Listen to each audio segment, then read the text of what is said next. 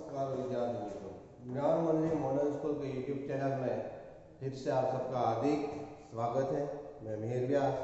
आज हम standard 6 subject Hindi lecture number 1 में चैप्टर नंबर 11 आप बोले तो जग भला। अगर हम लोगों के साथ अच्छा व्यवहार करेंगे तो लोग हमारे साथ भी अच्छा व्यवहार करेंगे। उसके लेखक है श्री मन्नारायण। साहित्य प्रकार है कहानी। तो कृपया आप अपना पेरिविंकल पाठ्य पुस्तक निकालें और पेज नंबर 73 पर ध्यान दीजिए। तो श्रीमन नारायण का प्रारंभ से ही साहित्य के प्रति विशेष अनुराग यानी प्रेम था। प्रस्तुत पाठ में उन्होंने बताया है कि मनुष्य को दूसरों के विचारों को भी ध्यान से सुनना चाहिए।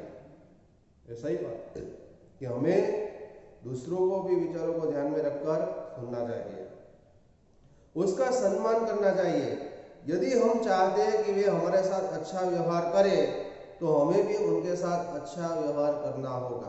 इस कहानी से हमें यह शिक्षा मिलती है कि अगर हम अच्छे हैं तो लोग भी अच्छे, यानी हम लोगों के साथ अच्छा व्यवहार करेंगे तो लोग भी हमारे साथ अच्छा व्यवहार करेंगे। तो आइए पढ़ते हैं श्रीमन नारायण जी द्वारा लिखित कहानी आप भले तो जग भला। एक विशाल कांच के महल में न जाने किधर से भटकता हुआ कुत्ता अंदर घुस आया। एक कुत्ता अंदर घुस आया और हजारों कांच के टुकड़ों में अपनी शक्ल देखकर वह चौंक गया, आश्चर्यचकित हो गया। हजारों कांच के टुकड़ों के अंदर अपनी शक्ल देखकर वह चौंक गया। उसने जिधर भी नजर डाली उधर ही हजारों कुत्ते उन्हें दिखाई दिए। वह समझा कि ये सब उस पर टूट पड़ेंगे और उसे मार डालेंगे। अपनी शान दिखाने के लिए वह जोर जोर से भौंकने लगा। उसे सभी कुत्ते भौंकते हुए दिखाई पड़े। उसकी आवाज की प्रतिध्वनि उसके कानों में जोर जोर से आती थी। उसका दिल धड़कने लगा। वह और जोर से भौंका। सब कुत्ते भी अधिक जोर से भौंकते दिखाई दिए। आखिर वह उन कुत्तों पर झपटा, वे भी उस पर झपटे।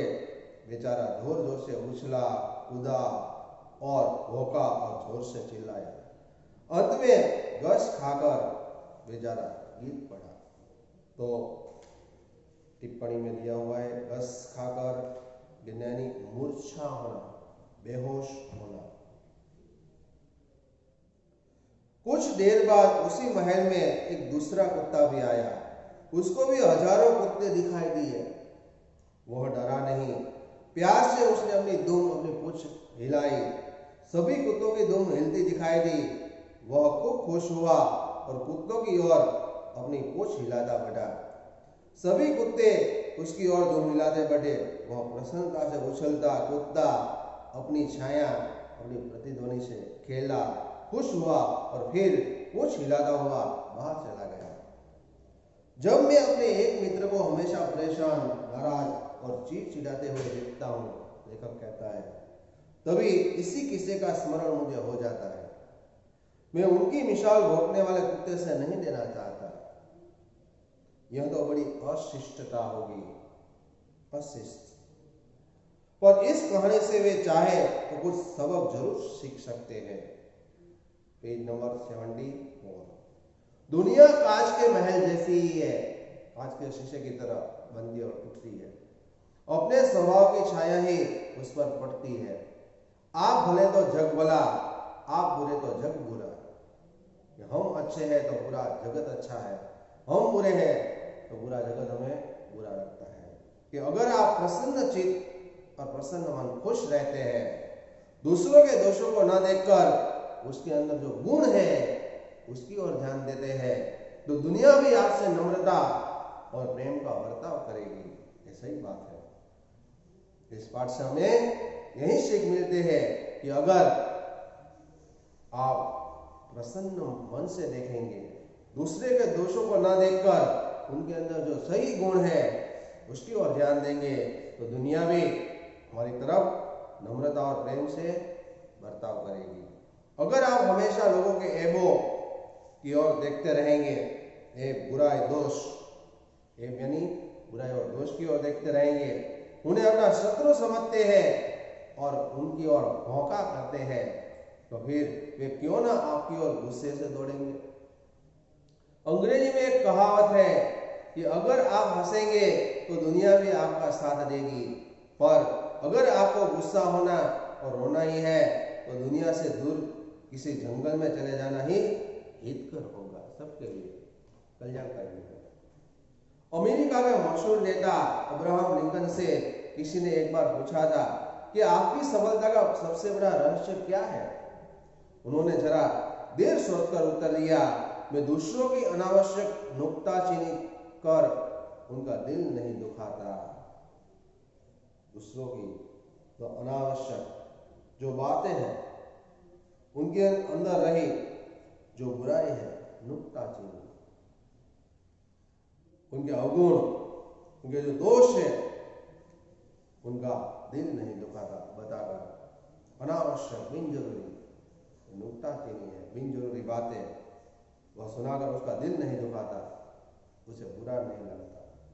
मेरे मित्र की यही खास गलती है कि वह दूसरों का दृष्टिकोण समझने की कोशिश नहीं करते। दूसरों के विचारों की, कामों की और भावनाओं की आलोचना करना ही अपना परम धर्म समझते हैं। उनका शायद यह ख्याल है कि ईश्वर ने उन्हें लोगों को सुधारने के लिए भेजा है। काफी लोग ऐसा मानते हैं कि हम खुद ही अच्छे हैं और लोग बुरे हैं। ऐसा नहीं होता, हमारे अंदर भी दोष होता है, पर वह यह भूल जाते हैं कि शहद की एक बूंद ज्यादा मक्खियों को आकर्षित करती है बजाय एक शेर जहर के।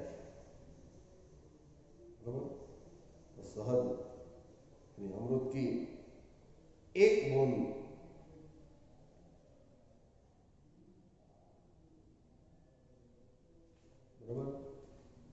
तो शहद यानी अमृत की एक बूंद ज्यादा मक्खियों को आकर्षित करती है बजाय एक शेर जहर के।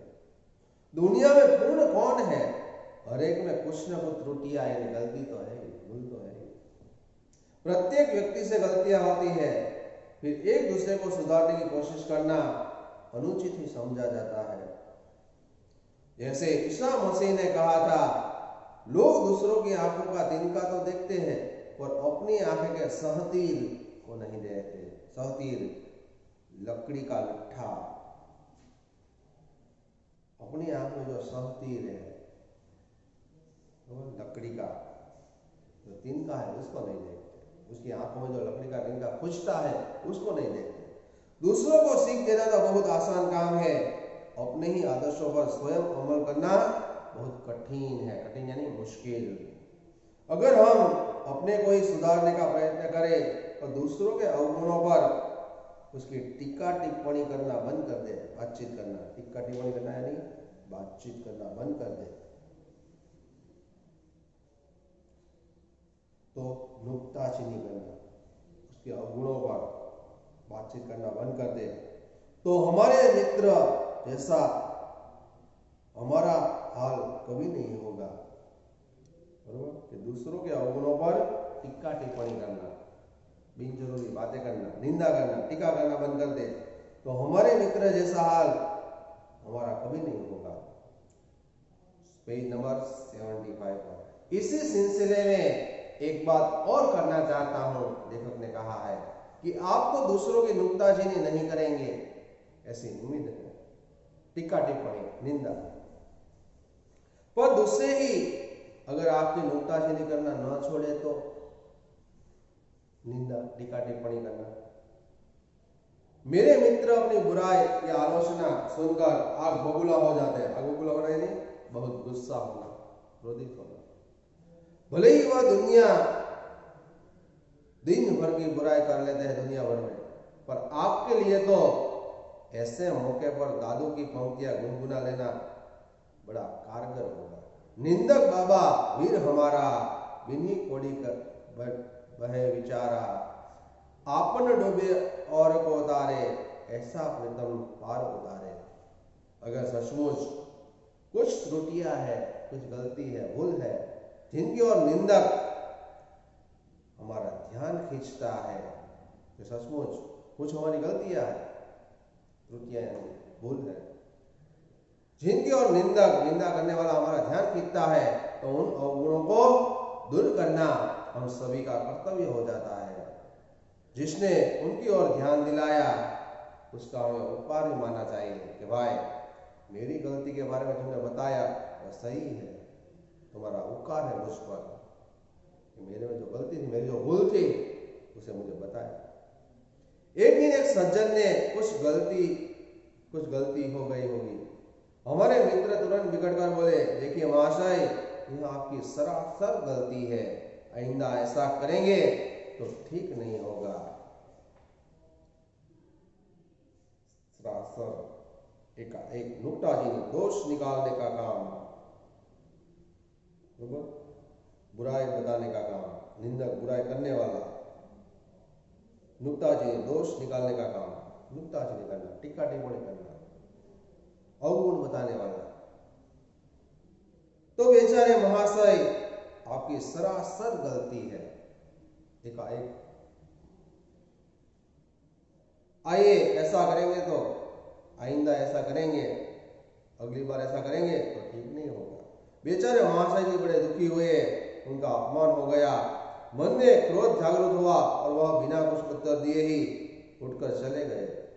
दूसरे दिन मैंने उन महाशय जी ने एकांत में कहा, देखिए गलती तो सभी से होती है, ऐसी गलती में भी मैं भी कर चुका हूं, दुखी होने का कोई कारण नहीं।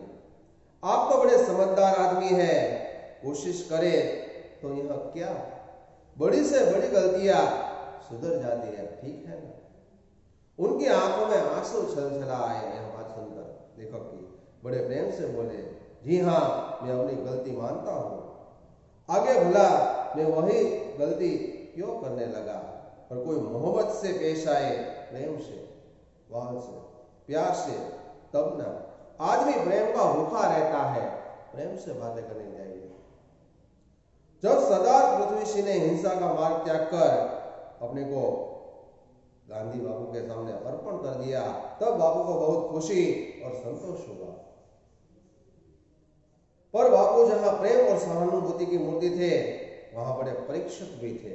कुछ दिनों बाद उन्होंने पृथ्वी सिंह से कहा, सरदार साहब, अगर आप सेवाग्राम में आकर मेरे आश्रम में रह सके तभी मैं समझूंगा कि आपने अहिंसा का पाठ सचमुच सीख लिया है, ऐसा गांधी बाबू ने कहा।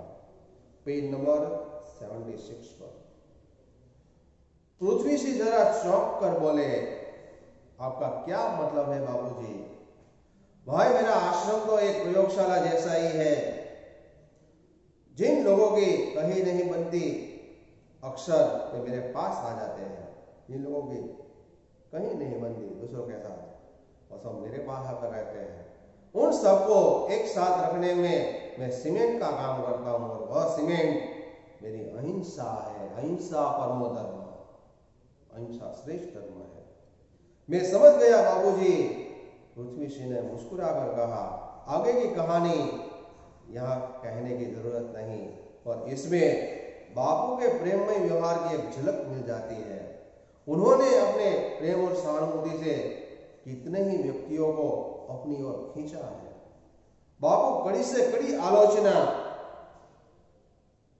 यानी गुण दोष बताना, समीक्षा, विवेचन कर सकते थे और करते भी थे, पर हंसकर, मीठी चुटकियां देकर, मीठी बातें बताकर और अपना प्रेम दर्शाकर करते थे। दूसरों को गलती बताते थे और हंसकर, मीठी चुटकियां देकर और अपना प्रेम दर्शाकर। इसलिए प्रेम से लोगों को बताना चाहिए उसकी गलती, कि दूसरों को बुरा भी न लगे। तो दूसरों के साथ हमें अच्छा व्यवहार करना चाहिए। अमेरिका के मशहूर लेखक इमर्सन की एक घटना मुझे याद आती है। उन्हें गाय पालने का बहुत शौक था, इसलिए गाय और नन्हे बछड़े उनके मकान के पास एक कुटिया में रहते थे। एक बार जोरों की बारिश आने वाली थी। सभी गायें तो झोपड़ी के अंदर चली गई, पर बेचारा एक बछड़ा बाहर ही रह गया। इमर्सन और उनका लड़का दोनों मिलकर उस बछड़े को पकड़कर खींचने लगे कि वह कुटी में चला जाए, पर ज्यों-ज्यों उन्होंने जोरों से खींचना शुरू किया, त्यों त्यों वह बछड़ा भी सारी ताकत लगाकर पीछे हटने लगा। बेचारी उमरसद बड़े परेशान हुए। इतने में उनकी बुढ़ी नौकरानी उधर से निकली। जैसे ही उसने यह तमाशा देखा, वह दौड़कर वहां चली आई।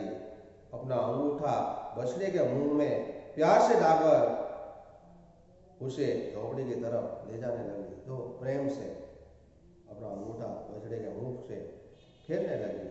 बछड़ा चुपचाप कुटिया के अंदर चला गया। वह अनपढ़ नौकरानी किताबें और कविताएं लिखना नहीं जानती थी, पर व्यवहार कुशल किसके साथ कैसा व्यवहार करना चाहिए, वर्तन करना चाहिए, वह अवश्य जानती थी। और जब जानवर भी प्रेम की भाषा समझते हैं तो फिर मनुष्य क्यों करना समझे। जानवर भी प्रेम की भाषा समझते हैं, फिर मनुष्य क्यों करना समझे। उसको भी समझना चाहिए कि जानवर लोग भी, ये प्राणी भी प्रेम की भाषा समझते हैं, तो हमें भी लोगों के साथ प्रेम से व्यवहार करना चाहिए। कल हमारे मित्र का रसोईया बिना खबर दिए ही चला गया। बेचारा करता भी तो क्या करता। सुबह से शाम तक उसको महाशय की डांट खानी पड़ती थी। उसको डांटते ही थे, तूने आज दाल बिल्कुल बिगाड़ दी, उसमें नमक बहुत डाल दिया। अरे बेवकूफ मूर्ख, तूने साग में नमक ही नहीं डाला। बस उसे डांटते रहते थे। Page number 77। यह जली रोटी कौन खाएगा रे, आदि की झड़ी लगी रहती थी। जब कोई चीज जरा भी बिगड़ जाती तब तो उसे दिल खोलकर डांटा जाता, पर अच्छा भोजन बनने पर कभी तारीफ के दो शब्द न बोले जाते। भैया क्या खाना बनाया है, स्वादिष्ट, लाजवाब। तो जब हमारे घर में भी अच्छा खाना बनता है तो हमें उसकी तारीफ करनी पड़ती है और करनी चाहिए। मम्मी बनाती है, बहन बनाती है, तो वाह क्या पानी पूरी बनाई है, वाह क्या डोसा बनाया है, क्या साग बनाया है, क्या सब्जी बनाई है, ऐसी प्रसन्नता और उसकी तारीफ करनी चाहिए। जब हम नमक नहीं डाला होता है कैसे बोलते हैं, यार मम्मी जी ने नमक नहीं डाला है, लाल मिर्च नहीं डाला है। लेकिन जब अच्छा बनाती है तो उसकी तारीफ भी करनी चाहिए। वह तारीफ कर देने से उसका दिमाग चढ़ जाएगा। मेरे मित्र कह देते, ठीक है तो वह भी आदमी है, उसका भी दिल है। बेचारा कुछ रुपये का नौकर यंत्र नहीं बन सकता, कोई साधन नहीं बन सकता। तंग आकर भाग जाने के सिवा और क्या चाह रहा था। उसके बाद बेचारा नौकरी छोड़कर भाग गया। कहने का मतलब यहाँ कि उनकी किसी से नहीं बनती, न मित्रों से, न ऑफिस से, और न ऑफिस के कर्मचारियों से, और न घर के नौकरों से। उस पर भी मजा यह है कि वह अपनी जिंदगी और विचारों से पूरी तरह संतुष्ट नहीं है, खुश नहीं है। वह मानते हैं कि उनका जीवन, आचार और विचार आदर्श है। दूसरे लोग तो उनका सम्मान नहीं करते, वह मूर्ख है। ग्रीस के महान संत सुकरात ने एक बात बड़े पत्ते की कही थी, जो मनुष्य मूर्ख है और जानता है कि वह मूर्ख है, वह ज्ञानी है, और जो मूर्ख है और नहीं जानता कि वह मूर्ख है, सबसे बड़ा मूर्ख है। अच्छा हो सुकरात के इस विचार को मेरे मित्र अपने कमरे में लिखकर टांग ले, और उनसे यह कहने का साहस कौन करेगा। जो मनुष्य मूर्ख है और जानता है कि वह मूर्ख है, वह ज्ञानी है, और जो मूर्ख है और नहीं जानता है कि वह मूर्ख है, वह सबसे बड़ा मूर्ख है। तो विजय मित्रों, यहाँ आपकी बुक में कुछ शब्दार्थ भी दिए हुए हैं। अनुराग तो प्रेम, प्रीति, ग्रस्त खाना तो मूर्छा होना, बेहोश होना, मिसाल तो उदाहरण, नमूना, सबक तो पाठ, शिक्षा, एक तो बुराई, दोष, खास तो विशेष, सहतीर तो लकड़ी का टट्टा, अमल तो व्यवहार में लाना, मौका तो अवसर, तारे तो पार लगाना, मुक्ति देना, प्रीतम तो प्रेमी, स्वामी, महाशय तो सज्जन, परीक्षक तो जांच करने वाला, आचार तो व्यवहार आचरण, प्रतिध्वनि तो गुंज, बर्ताव तो व्यवहार, हितकर तो लाभदायक, नुक्ताचीनी तो दोष निकालने का काम, निंदक तो बुराई करने वाला, बिन ही तो बिना, आपन तो स्वयं अपने आप, अर्पण तो समर्पण, आलोचना का गुण दोष बताने वाला, समीक्षक, विवेचक। तो विद्यार्थी मित्रों, इस पाठ से हमें शिक्षा मिलती है कि दूसरों के दोषों को न देखकर उनके गुणों की ही ओर ध्यान देना चाहिए। तो दुनिया में आप नम्रता और प्रेम का बर्ताव करेंगे कि आप भले तो जग भला, आप बोले तो जग भला। कि अगर हमारा मन प्रसन्न है तो दूसरे के दोष को न देखकर उनके अंदर जो दो गुण है उनकी ओर ध्यान दीजिए। तो दुनिया में आप नम्रता, दुनिया के लोग आपके साथ नम्रता और प्रेम से बर्ताव करेंगे। कि हम हमारे साथ, यदि हम चाहते हैं कि लोग हमारे साथ अच्छा व्यवहार करें तो हमें भी लोगों के साथ अच्छा व्यवहार करना चाहिए और दूसरे मनुष्य के जो विचारों को है उसको ध्यान से सुनना चाहिए और उनका सम्मान और आदर करना चाहिए। तभी हमारे साथ अच्छा व्यवहार होगा, तो हम उनके साथ अच्छा व्यवहार करेंगे। तो विद्यार्थी मित्रों, ये था पाठ का मुख्य संदेश। अब हम अभ्यास के अंदर प्रश्नोत्तर मौखिक जो है उसका अभ्यास कर लेते हैं और लिख लेते हैं। तो अभ्यास में आपको लिखना है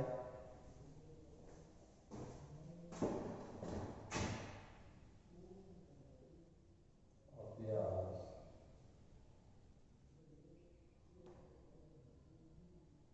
प्रश्नोत्तर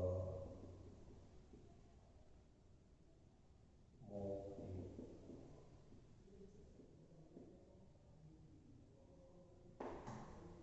मैं डायरेक्ट आंसर लिख रहा हूं कि काश के महल में चारों ओर अपना प्रतिबिंब देखकर कुत्ते ने क्या समझा। तो पहले का आंसर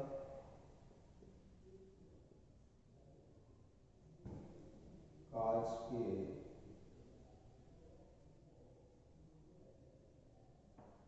महल में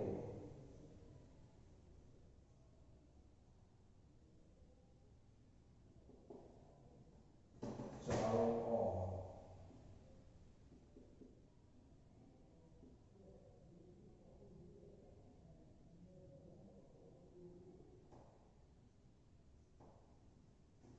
अपना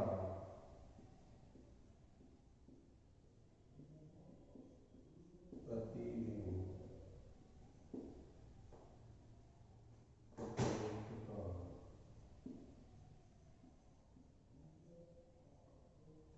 कुत्ते ने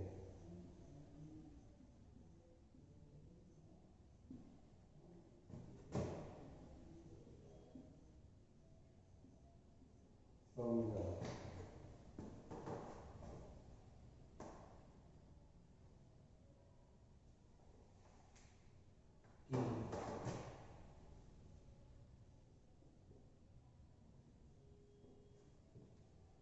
ये सब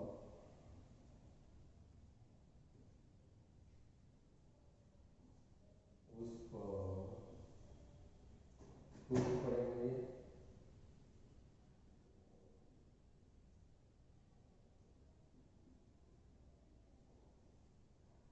और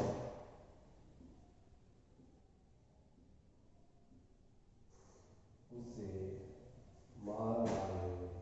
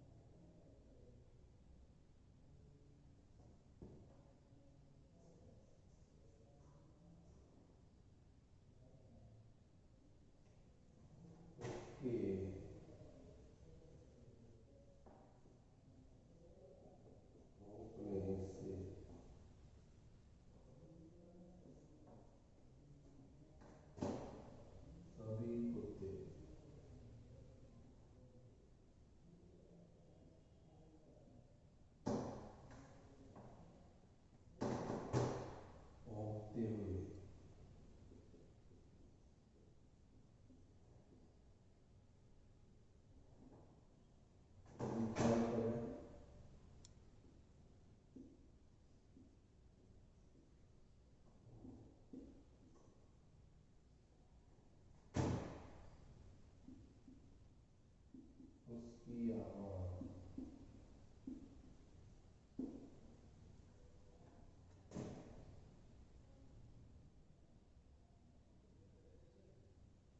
की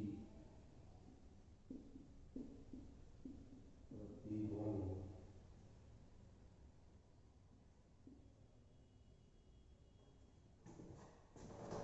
उसके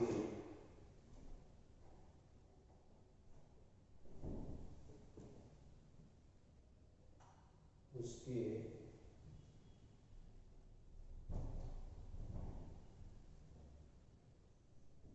कानों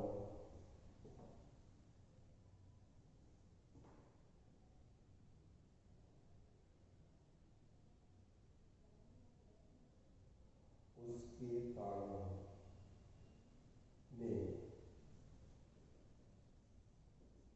जोर जोर से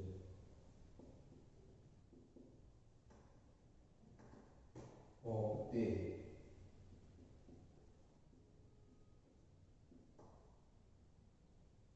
दिखाई पड़ी।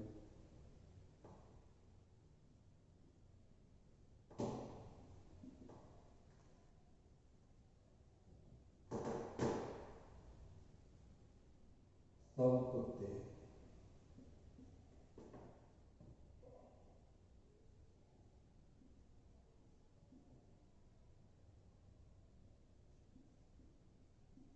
अधिक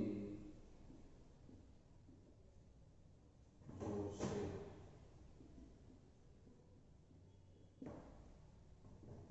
भौंकते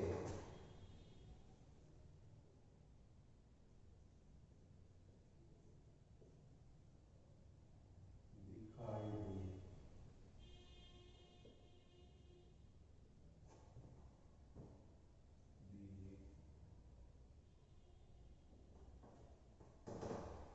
Question number 3.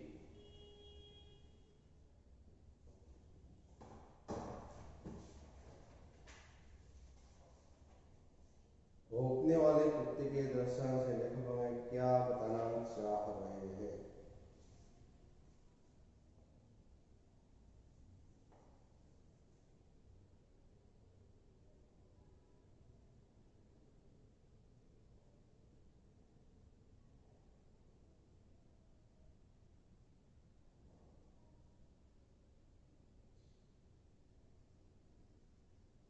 क्या बताना चाह रहे हैं?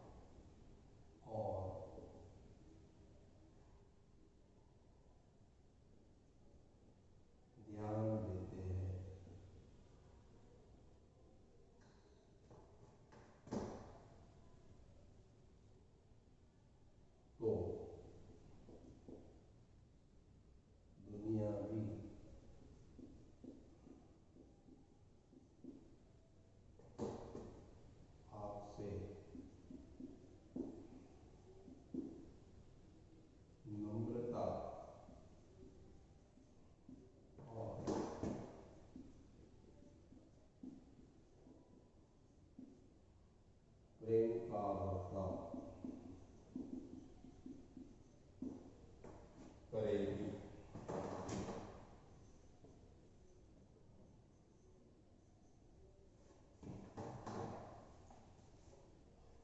क्वेश्चन नंबर 4,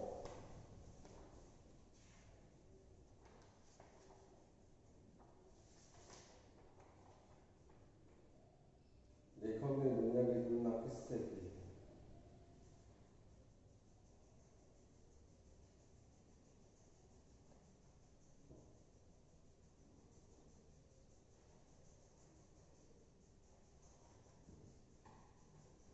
क्वेश्चन नंबर 4,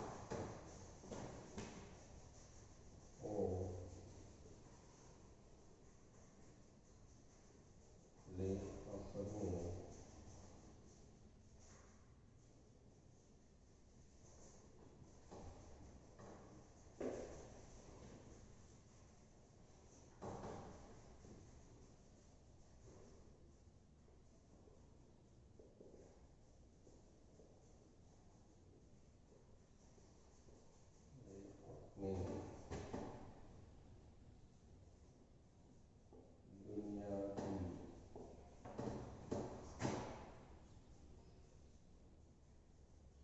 तुलना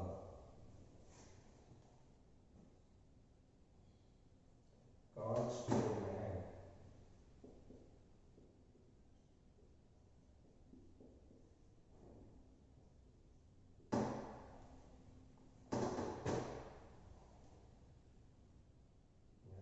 से की है।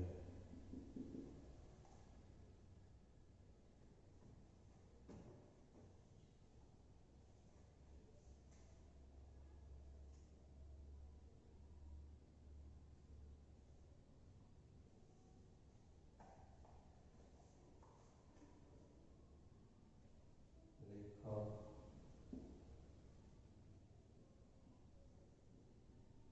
कहते हैं कि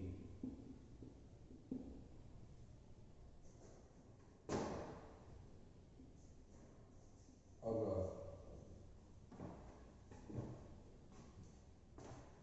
आप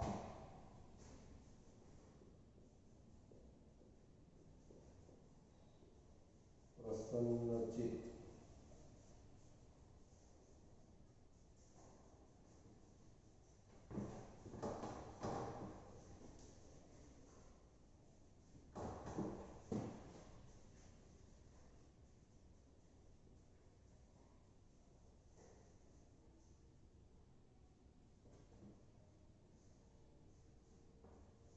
कहते हैं,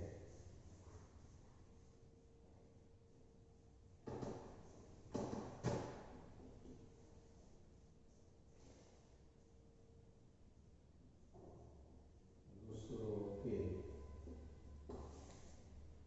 दोषों को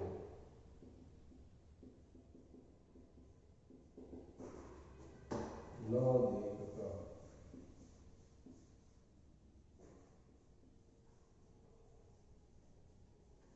उनके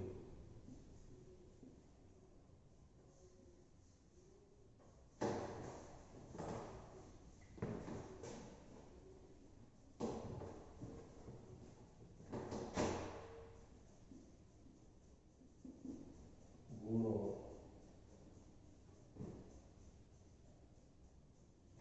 की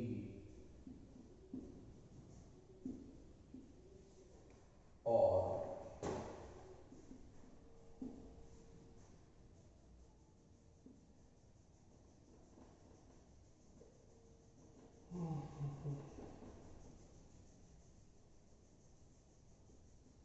ज्ञान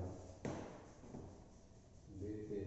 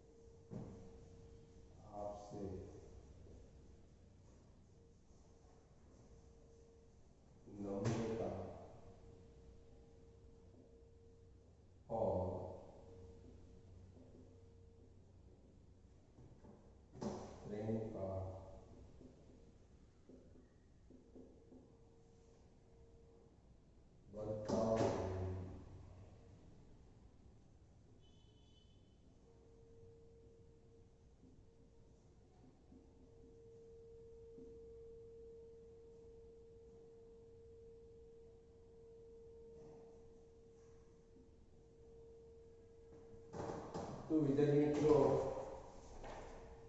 आपको एक चार्ट यहाँ तक इस लेक्चर में हम देते हैं। पेज नंबर 78 पर मौखिक प्रश्नों के उत्तर जो है वो आपको होमवर्क में करना है। 4 प्रश्नों के उत्तर तो पेज नंबर 78 पर दिए हुए हैं, उसको लिखना है। वो अपनी नोटबुक में लिखकर रखना है।